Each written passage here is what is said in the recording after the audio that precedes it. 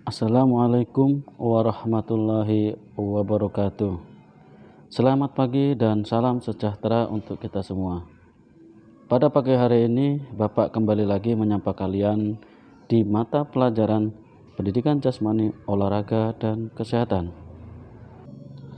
Pada pertemuan pertama ini, yaitu di bab 1, yaitu senam lantai. Senam lantai merupakan cabang olahraga yang melibatkan gerakan dengan kekuatan, kecepatan, dan keserasian yang teratur. Senam bermanfaat untuk melatih pembentukan kelenturan tubuh. Dahulu kala, gerakan senam sangat sederhana dan sedikit variasi. Namun, seiring dengan perkembangan zaman, senam sudah memiliki banyak variasi. Salah satu cabang senam adalah senam lantai.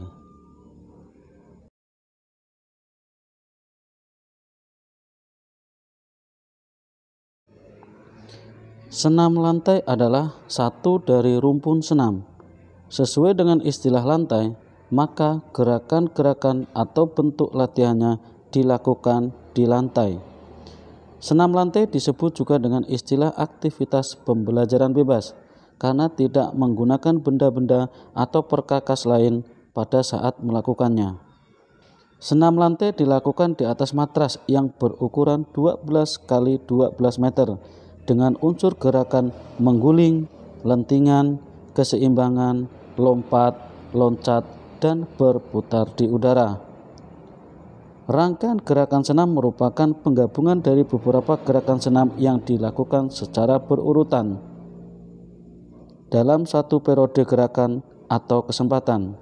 Pada gerak rangkaian, pesenam akan melakukan unsur gerakan mengguling, melenting, keseimbangan, memutar, melompat, dan meloncat sesuai kaidah pada gerakan senam lantai.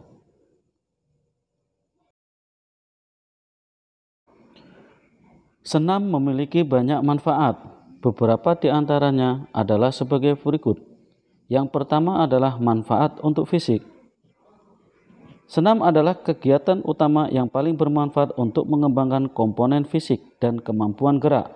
Melalui berbagai kegiatannya, senam akan mengembangkan daya tahan otot, kekuatan, power, kelentukan, koordinasi, kelincahan, dan keseimbangan. Manfaat yang kedua adalah manfaat mental dan sosial. Ketika mengikuti senam, seseorang dituntut untuk berpikir tentang pengembangan keterampilan. Oleh karena itu, orang yang senam akan menggunakan kemampuan berpikirnya secara kreatif melalui pemecahan masalah-masalah gerak. Dengan demikian, maka senam dapat mengembangkan kemampuan mental.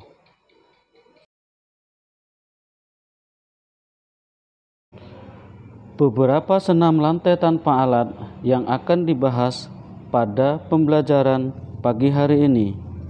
Yang pertama adalah guling depan, 2. Guling ke belakang, 3. Guling lenting, 4. Kayang, 5. Latihan sikap lilin, 6. Berdiri dengan tangan, yang terakhir berdiri dengan kepala. Dengan penjelasan berikut ini. Yang pertama adalah guling depan. Guling depan adalah berguling ke depan atas bagian belakang badan atau di tengkuk, punggung, pinggang, dan panggul bagian belakang. Latihan guling depan dapat dilakukan dengan dua cara, yaitu guling depan dengan sikap awal jongkok dan guling ke depan dengan sikap awal berdiri. Yang kedua adalah guling belakang. Guling ke belakang adalah menggulingkan badan ke belakang di mana posisi badan tetap harus membulat, yaitu kaki dilipat, lutut tetap melekat di dada, kepala ditundukkan sampai dagu melekat di dada.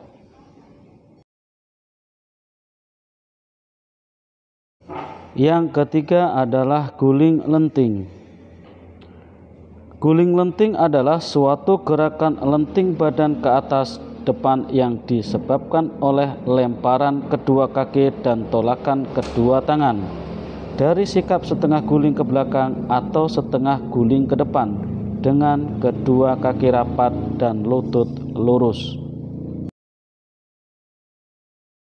Yang keempat yaitu kayang.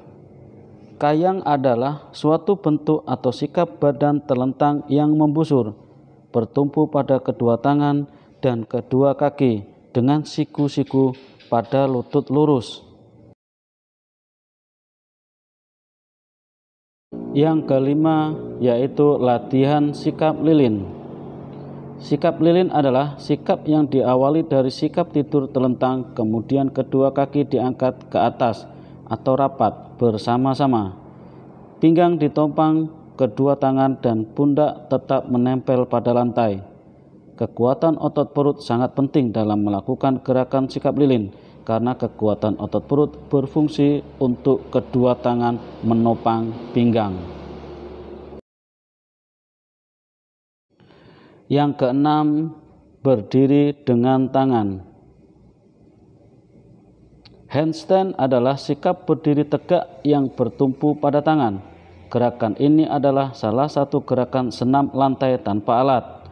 Handstand disebut juga berdiri dengan tangan.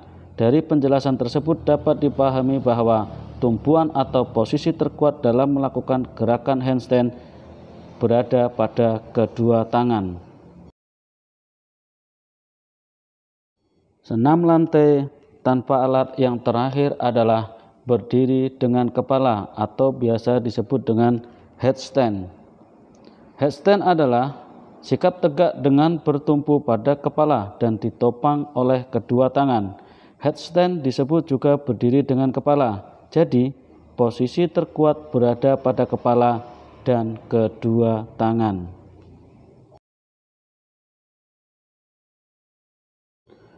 Pembahasan selanjutnya yaitu senam lantai menggunakan alat. Senam lantai menggunakan alat merupakan senam lantai yang dilakukan menggunakan alat. Beberapa peralatan yang digunakan antara lain kuda-kuda pelana, kuda-kuda lompat, gelang-gelang atau ring, palang sejajar, palang bertingkat, palang tunggal, dan balok keseimbangan. Beberapa bentuk senam lantai dengan alat adalah sebagai berikut. Yang pertama adalah lompat jongkok. Yang kedua adalah lompat kangkang.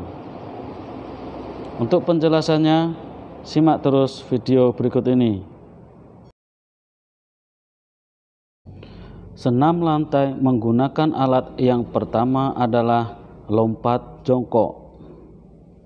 Lompat jongkok adalah jenis lompatan yang dilakukan menggunakan peti lompat dengan posisi badan jongkok pada saat melewati peti lompat.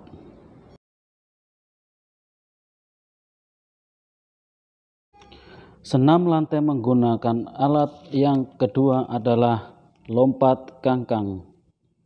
Lompat kangkang adalah gerakan melompat melewati atas peti dengan posisi kaki terbuka lebar. Itulah penjelasan materi pada hari ini, yaitu materi senam lantai.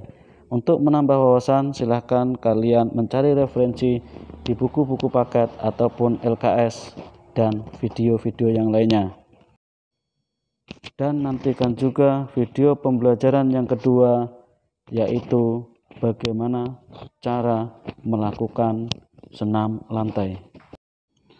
Cukup sampai di sini saja pembelajaran pada hari ini. Semoga apa yang sudah Bapak sampaikan bermanfaat dan kalian memahami apa yang sudah Bapak jelaskan.